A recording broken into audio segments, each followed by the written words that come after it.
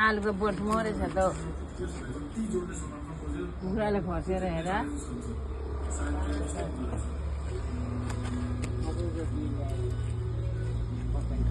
यो कसको हो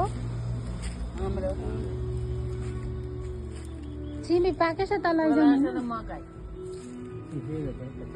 कोही बिउरायो कुखुराले हेर चट्टै सुनाइदिएछ के मकै जागुरले यता हेर्नु त पापा